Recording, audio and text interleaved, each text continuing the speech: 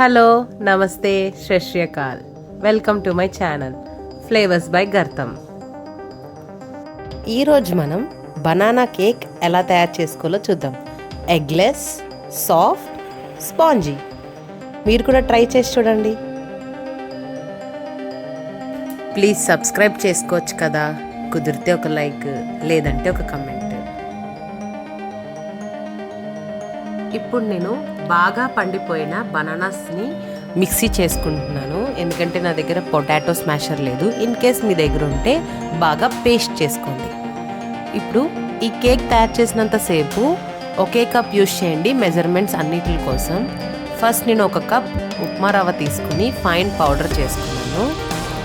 Fine powder చేసుకున్నాక ఒక cup మైదా, ఆ మైదాలోనే బేకింగ్ సోడా, బేకింగ్ పౌడర్ వేసుకొని జల్లెడ పట్టించుకుంటున్నాను ఉండలు లేకుండా. ఇన్ కేస్ మీ దగ్గర బేకింగ్ పౌడర్ లేకపోతే మీరు ఈనో కూడా యూజ్ చేయొచ్చు.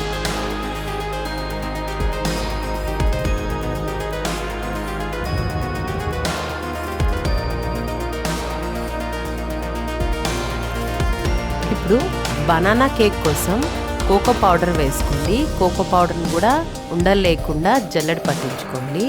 ఇన్ కేస్ మీ దగ్గర కోకో పౌడర్ లేకపోతే ఓరియో బిస్కెట్స్ని క్రీమ్ లేకుండా పౌడర్ చేసుకొని మీరు యూస్ చేయొచ్చు. ఇప్పుడు నేను 1.5 కప్ షుగర్ తీసుకొని ఫైన్ పౌడర్ చేసుకున్నాను. ఆ ఫైన్ పౌడర్ని కూడా మీరు జల్లెడ పట్టించుకోండి. నా దగ్గర చిన్న జల్లెడ ఉండడం వల్ల ఒకదాంతో ఒకటి చేసుకున్నాను. మీ దగ్గర పెద్దది ఉంటే ఇవన్నీ ఒకేసారి చేసుకోవచ్చు. ఇప్పుడు ఆ బ్యాటర్లో ఆయిల్ వేసుకోండి. ఆయిల్ వేసుకున్నాక 1 ఫుల్ కప్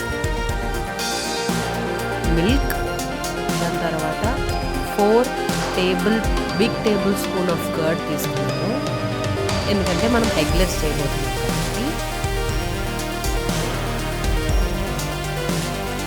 వీటన్నిటిని బాగా మిక్స్ చేసుకోండి.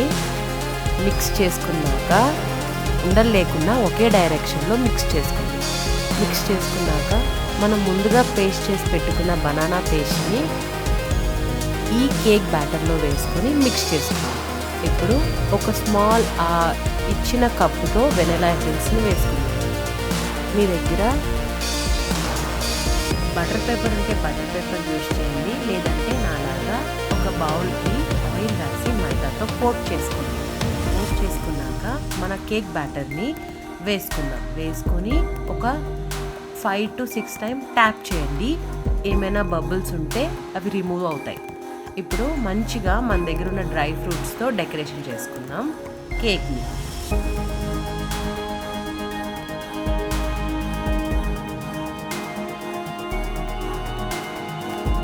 ఇలా నాకు వచ్చినట్టు నేను డెకరేట్ చేసుకున్నాను, మీకు నచ్చినట్టు మీరు చేయండి.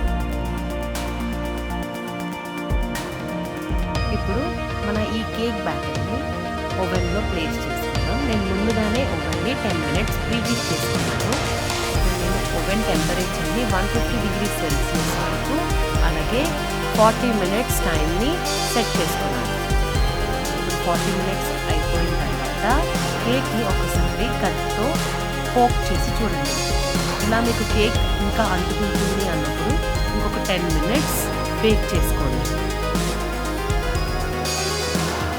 ఇప్పుడు 10 minutes బేక్ చేసుకున్న తర్వాత ఇదిగోండి, ఇలా మనకి ఎంతో perfect eggless banana cake ready అయిపోతుంది.